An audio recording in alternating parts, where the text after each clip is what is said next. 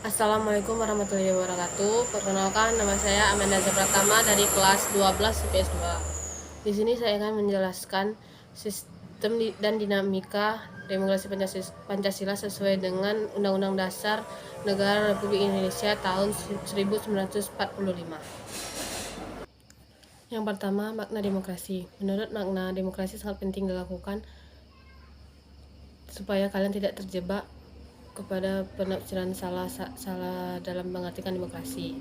Kata demokrasi berasal dari bahasa Yunani, yaitu demos yang berarti rakyat dan kratos kratein yang berarti pemerintahan, sehingga dapat diartikan sebagai pemerintahan rakyat. Kata ini kemudian diserap menjadi salah satu kosakata dalam bahasa Inggris, yaitu demokrasi. Menurut Kamus Besar Indonesia, demokrasi merupakan istilah politik yang berarti pemerintahan rakyat. Hal tersebut bisa diartikan bahwa dalam sebuah negara demokrasi, kekuasaan tertinggi berada di tangan rakyat dan dijalankan langsung oleh mereka atau wakil yang mereka pilih di bawah sistem pemilihan bebas. B. Klasifikasi demokrasi. Berdasarkan titik berat perhatiannya.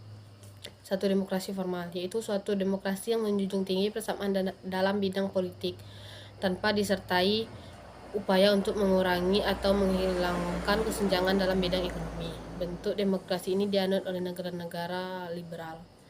2. Demokrasi material, yaitu demokrasi yang dititik beratkan dalam upaya menghilangkan perbedaan dalam bidang ekonomi, sedangkan persamaan dalam bidang politik kurang diperhatikan, bahkan kadang-kadang dihilangkan. Bentuk demokrasi ini dianut oleh negara-negara komunis. Demokrasi gabungan, yaitu bentuk demokrasi yang mengambil kebaikan serta membuang keburukan dari bentuk demokrasi formal dan material. Bentuk demokrasi ini dianut oleh negara-negara non-blok. Yang kemudian B, berdasarkan ideologi. Berdasarkan ideologi yang menjadi landasannya, demokrasi dapat dibedakan menjadi dua bentuk, yaitu yang pertama demokrasi konstitusional atau demokrasi liberal, yaitu demokrasi yang didasarkan pada kebebasan atau individualisme. Ciri-ciri khas pemerintahan demokrasi konstitusional adalah kekuasaan pemerintahannya terbatas dan tidak diperkenankan banyak melakukan campur tangan dan bertindak sewenang-wenang terhadap rakyatnya. Kekuasaan pemerintahan ini dibatasi oleh konstitusi. Yang kedua, demokrasi rakyat atau demokrasi proletar, yaitu demokrasi yang didasarkan pada paham marxisme atau komunis. Demokrasi rakyat mencita-citakan kehidupan yang tidak mengenal kelas sosial. Manusia dibebaskan dari keterkaitannya kepada pemilikan pribadi tanpa ada penindasan atau pemaksaan. C. Berdasarkan proses penyaluran kehendak rakyat. Yang pertama, demokrasi langsung, yaitu paham demokrasi yang mengikut sertakan setiap warga negaranya dalam permusyawaratan untuk menentukan kebijaksanaan umum negara atau undang-undang secara langsung. Kedua, demokrasi tidak langsung, yaitu paham demokrasi yang dilaksanakan melalui sistem perwakilan. Penerapan demokrasi seperti ini berkaitan dengan kenyataan suatu negara yang jumlah penduduknya semakin banyak. Yang ketiga, prinsip-prinsip demokrasi. Adapun prinsip-prinsip demokrasi yaitu menyelesaikan perselisihan dengan damai dan secara melembaga, menjamin terselenggaranya perubahan secara damai dalam suatu masyarakat yang sedang berubah. Kemudian menyelenggarakan pergantian pimpinan secara teratur, membatasi pemakaian kekerasan sampai minimum, mengakui serta menganggap wajar adanya keanekaragaman, menjamin tegaknya keadilan. Kemudian menurut Al-Lamudi, sebagaimana dikutip oleh Sri Wuryan dan Saifullah dalam bukunya yang berjudul Ilmu Kewarganegaraan, suatu negara dapat disebut berbudaya demokrasi apabila memiliki sokoguru demokrasi sebagai berikut. Yang pertama, kedaulatan rakyat. Pemerintah berdasarkan persetujuan dari yang diperintah, kekuasaan mayoritas, hak-hak minoritas, jaminan hak-hak asasi manusia, pemilihan yang bebas dan jujur, persamaan di depan umum, proses hukum yang wajar, pembatasan pemerintahan secara konstitusional, pluralisme sosial, ekonomi dan politik, nilai-nilai toleransi, pragmatisme, kerjasama, dan demokrasi. Selanjutnya adalah dinamika penerapan demokrasi di Indonesia. Prinsip-prinsip demokrasi di Indonesia. Yang pertama itu demokrasi yang berketuhanan yang Maha Esa. Artinya seluk-beluk sistem serta perilaku dalam menyelenggarakan kenegaraan Republik Indonesia harus taat asas, konsisten, atau sesuai dengan nilai-nilai dan kaidah-kaidah dasar ketuhanan yang Maha Esa. Yang kedua, demokrasi dengan kecerdasan, artinya mengatur dan menyelenggarakan demokrasi menurut Undang-Undang Dasar Negara Republik Indonesia tahun 1945 itu bukanlah dengan kekuatan naluri, kekuatan otot, ataupun kekuatan semata-mata. Pelaksanaan demokrasi itu justru lebih menuntut kecerdasan rohaniah, kecerdasan akliyah, kecerdasan nasional, dan kecerdasan emosional. Yang ketiga, demokrasi yang berkedaulatan rakyat. Artinya kekuatan tertinggi ada di tangan rakyat. Secara prinsip rakyatlah yang memiliki atau memegang kedaulatan itu.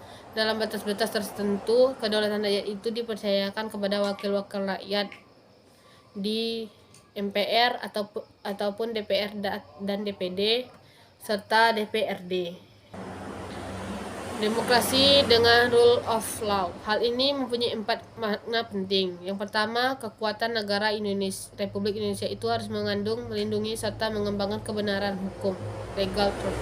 Bukan demokrasi ugal-ugalan, demokrasi dagelan, ataupun demokrasi manipulatif. Yang kedua, kekuatan negara itu memberikan keadilan hukum, legal justice, bukan demokrasi yang terbatas pada keadilan formal dan pura-pura. Yang ketiga, kekuatan negara itu menjamin kepastian hukum, legal security, bukan demokrasi yang membiarkan kesemrawutan atau anarki.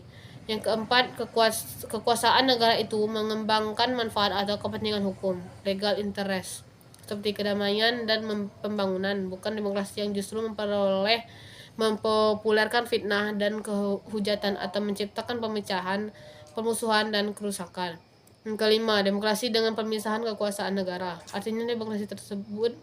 Kemudian demokrasi dengan pemisahan kekuasaan negara, artinya demokrasi menurut Undang-Undang Dasar Negara Republik Indonesia tahun 1945 bukanlah saja mengakui kekuasaan negara Republik Indonesia yang tidak atau tak terbatas secara hukum, melainkan juga demokrasi itu dikuatkan dengan pemisahan kekuasaan negara dan diserahkan kepada badan-badan negara yang bertanggung jawab. Jadi demokrasi menurut Undang-Undang Dasar Negara Republik Indonesia tahun 1945 mengenal semacam-macam pembagian dan pemisahan kekuasaan dengan sistem pengawasan dan perimbangan. Keenam, demokrasi dengan hak-hak asasi manusia.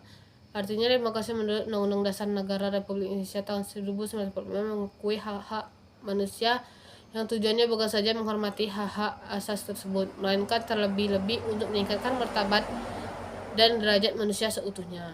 Demokrasi dengan pengadilan yang merdeka. Artinya demokrasi menurut Undang-Undang Dasar Negara Republik Indonesia tahun 1945 menghendaki diberlakukannya sistem pengadilan yang merdeka atau independen yang memberi peluang seluas-luasnya kepada semua pihak yang berkepentingan untuk menjadi dan menambahkan hukum yang seadil-adilnya. Yang ke-8, demokrasi dengan kemakmuran. Artinya demokrasi itu bukan hanya soal kebebasan dan hak, bukan hanya soal kewajiban dan tanggung jawab, bukan hanya mengorganisir kedaulatan rakyat ataupun pembagian kekuasaan negara. Demokrasi itu bukan pula hanya soal otonomi daerah dan keadilan hukum, sebab persamaan negara dengan itu semua.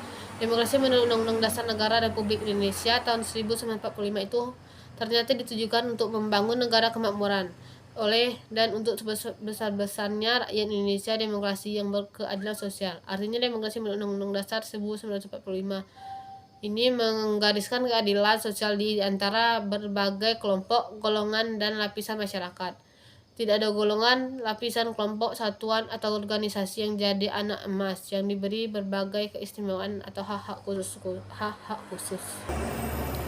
dan membangun kehidupan yang demokrasi di Indonesia. Yang pertama, pentingnya kehidupan yang demokrasi. Yang kedua, perilaku yang mendukung tegaknya nilai-nilai demokrasi. Demokrasi tidak mungkin terwujud jika tidak didukung oleh masyarakatnya. Pada dasarnya timbulnya budaya demokrasi disebabkan karena rakyat tidak senang adanya tindakan yang sewenang-wenang baik dari pihak penguasa maupun dari rakyat sendiri. Oleh karena itu, kehidupan demokratis hanya mungkin dapat terwujud ketika rakyat menginginkan terwujudnya kehidupan tersebut.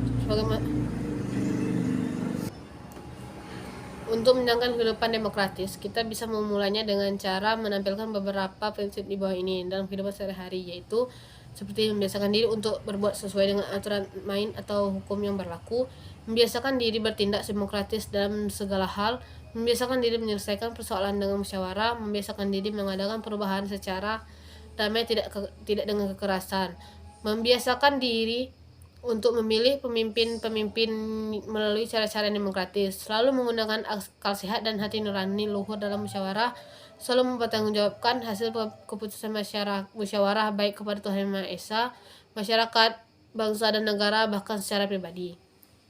Menuntut hak setelah melaksanakan kewajiban dan menggunakan kebebasan dengan rasa tanggung jawab. Sekian penjelasan dari saya ucapkan terima kasih. Assalamualaikum warahmatullahi wabarakatuh.